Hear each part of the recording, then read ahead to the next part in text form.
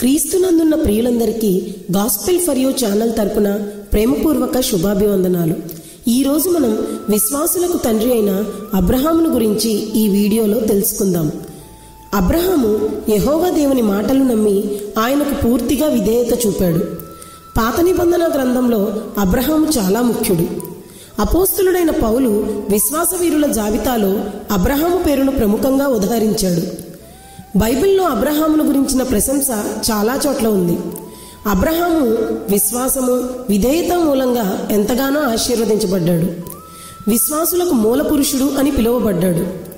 తెరహు కుమారులు అబ్రాము, నాహోరు, హారాను. హారాను తన తండ్రి కంటే ముందే చనిపోయాడు. హారాను కుమారుడు లోతు. తెరహు అబ్రామును, అతని భార్య శారయిని, లోతును వెంటబెట్టుకుని కల్దీయుల పట్టణమైన ఊరు నుండి కనాను దేశానికి బయలుదేరాడు. తెరహు 200 ఏండ్లు బ్రతికి హారానులో చనిపోయాడు. యెహోవా అబ్రాముతో ఇలా అన్నాడు, నీవు నీ బంధువులను వదిలిపెట్టి నేను చూపించే కనాను దేశానికి వెళ్ళు. నేను నిన్ను బహుగా ఆశీర్వదిస్తాను. నీ పేరును గొప్ప చేసి నిన్ను గొప్ప జనముగా చేస్తాను. నిన్ను ఆశీర్వదించే వారిని ఆశీర్వదిస్తాను, నిన్ను శపించే వారిని శపిస్తాను అని అన్నాడు. అబ్రాము దేవుని ఆదేశం పాటించాడు. 75 ఏండ్ల వయసులో భార్య అయిన శారయిని, తమ్ముని కుమారుడగు లోతును తీసుకుని కనాను దేశం వెళ్ళాడు. బేతేలుకు తూర్పున హాయి వద్ద గుడారం వేసుకుని కొంతకాలం ఉన్నాడు. కనాను దేశంలో గొప్ప కరువు వచ్చింది. అబ్రాము తన భార్యను వెంటబెట్టుకుని ఐగుప్తుకు వెళ్ళాడు. శారయి చాలా అందమైనది కనుక శారయి తన సహోదరిని అబద్ధం చెప్పాడు. ఫరో యొక్క అధిపతులు ఆమెను చూచి ఫరో ఎదుట పొగుడుట వలన ఆమె ఫరో ఇంటికి తేబడింది. దేవుడు శారాను బట్టి ఫరో ఇంటిని బహు వేదనలకు గురి చేయటంతో ఫరో చక్రవర్తి దేవునికి భయపడి శారాయిని పంపివేశాడు. అబ్రాము మొదట తానున్న చోటికే వచ్చాడు. అబ్రాముకు లోతుకు విస్తారమైన పశు సంపద ఉంది. వారి పశువులకు, గొర్రెలకు ఆ ప్రాంతం సరిపోలేదు. అంతేకాక 2 పశువుల కాపరులు తగులాడుకోసాగారు. అందుచేత అబ్రహాము లోతుతో మనం విడిపోయి దూర ప్రదేశాల్లో ఉండటం మంచిది అని సలహా ఇచ్చాడు. అందుకు లోతు సరే అన్నాడు. తూర్పు దిక్కున ఉన్న సొదొమ గొమొర్రా పట్టణాల వైపు లోతు వెళ్ళాడు. అబ్రాము కనానులోనే ఉండిపోయాడు. కొన్ని సంవత్సరాల తర్వాత హెబ్రోనులోని మమ్రే దగ్గర ఉన్న సింధూర వృక్షవనంలో ఉన్నాడు. అబ్రాము దగ్గర సుమారు 2000 మంది మనుష్యులు, వేల కొలది గొర్రెలు, పశువులు ఉండేవి. అతడు చాలా ధనవంతుడు కనుక చుట్టుపక్కల ఉన్న రాజులు అబ్రామును చాలా గౌరవించేవారు. ఒక దినము అబ్రాము దేవునితో మాట్లాడుతూ ఇలా అడిగాడు, దేవా, నీవు నాకు అధిక సంపదను, దాసదాసీలను ఇచ్చావు. కానీ ఏం లాభము? సంతానం ఇవ్వలేదు. కనుక నా దాసుల్లో ఒకడు నాకు వారసుడవుతాడు కదా అని అన్నాడు. అందుకు యెహోవా, నీకు ఒక కుమారుడు కలుగుతాడు. నీ సంతానము ఆకాశంలోని నక్షత్రముల వలె లెక్క పెట్టలేనంతగా అభివృద్ధి చెందుతుంది అన్నాడు. అబ్రాము దేవుడు చేసిన వాగ్దానాన్ని విశ్వసించాడు. చాలా కాలం వరకు శారయికి సంతానం కలగలేదు. అందువల్ల ఆమె తన దాసి అయిన హాగరును అబ్రాముకు ఇచ్చింది. హాగరుకు ఒక కుమారుడు పుట్టాడు.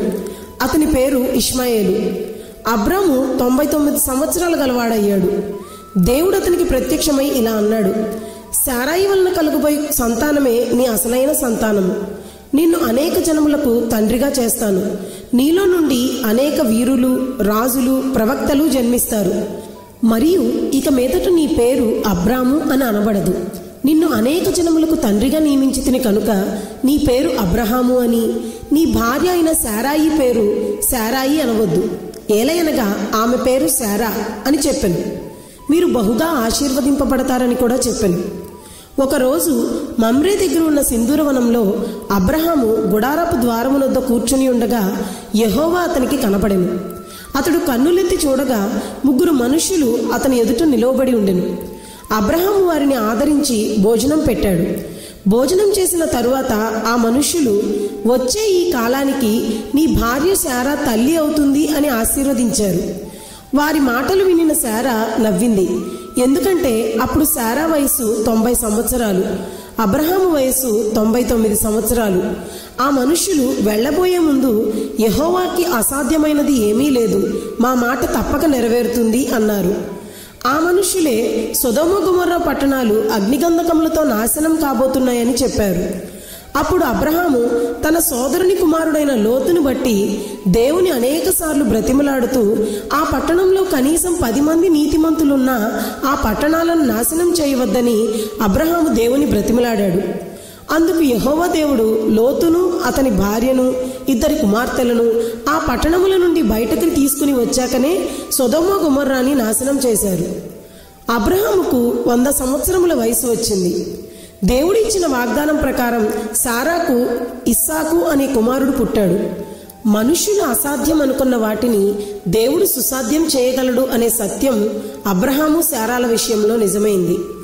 ఇస్సాకు సంతతి క్రమక్రమంగా లక్షల సంఖ్యకు విస్తరించింది. యూదులు, హెబ్రీయులు, ఇజ్రాయేలీయులు అనే పేర్లతో ప్రపంచ చరిత్రలో ప్రముఖ స్థానాన్ని పొందింది. యెహోవా ఆజ్ఞను పాటించి అబ్రహాము హాగరును ఆమె కుమారుడు ఇష్మాయేలును దూర ప్రాంతానికి పంపించేశాడు. ఇస్సాకు పెరిగి పెద్దవాడయ్యాడు. దేవుడు అబ్రహాముకు ఒక పరీక్ష పెట్టాడు. నీకు ఉన్న ఒక్కగానొక్క కుమారుడు ఇస్సాకును నాకు బలి ఇవ్వమని కోరాడు. అబ్రహాము దేవుని ఆజ్ఞను శిరసావహించాడు.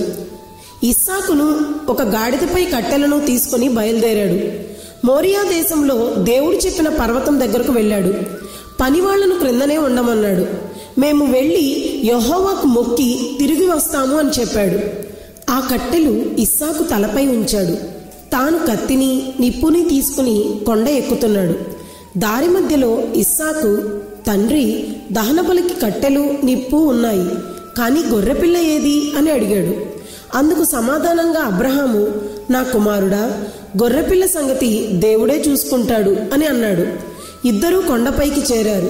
అబ్రహాము బలిపీఠము కట్టి కట్టెలు పేర్చి వాటిపై ఇస్సాకును పరుండపెట్టాడు.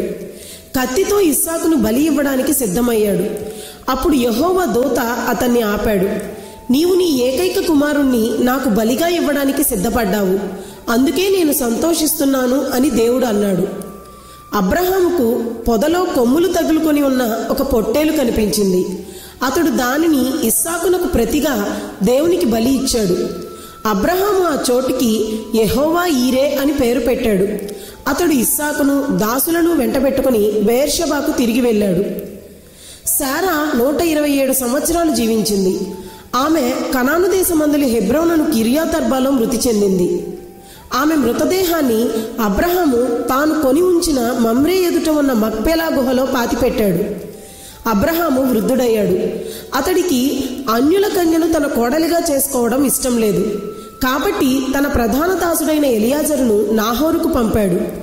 ఎలియాజరు ఆ పట్టణానికి వెళ్ళాడు. అక్కడ బెతూయేలు కుమార్తె లాబాను సోదరి అయిన రిబ్కా ఇస్సాకునకు తగిన కన్య అని గ్రహించాడు.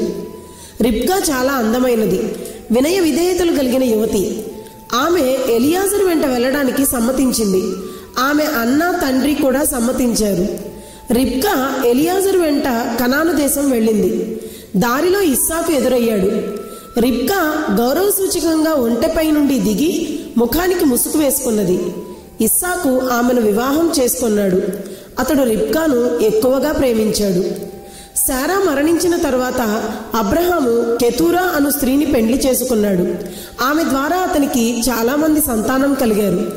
అబ్రహాము వారందరికీ బహుమతులిచ్చి పంపివేశాడు. తన ఆస్తినంతటినీ ఇస్సాకుకు ఇచ్చాడు. అబ్రహాము 175 సంవత్సరాల వయసులో మరణించాడు.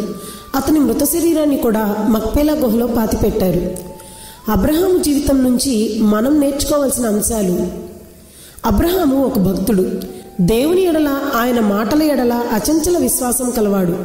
కనుకనే విశ్వాసులకు తండ్రి అని పిలువబడ్డాడు.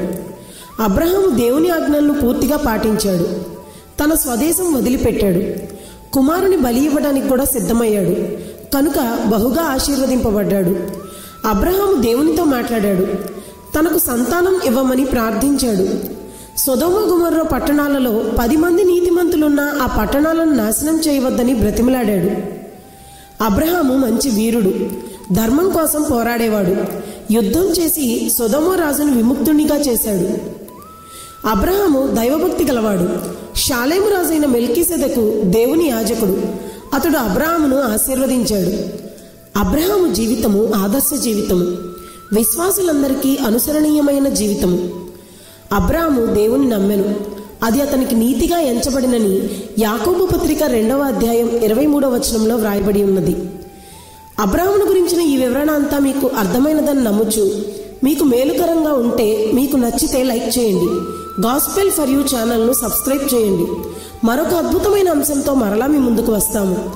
దేవుని మహోన్నతమైన నామమునకు మహిమ, మీకు సమాధానమును కలుగునుగాక. ఆమెన్.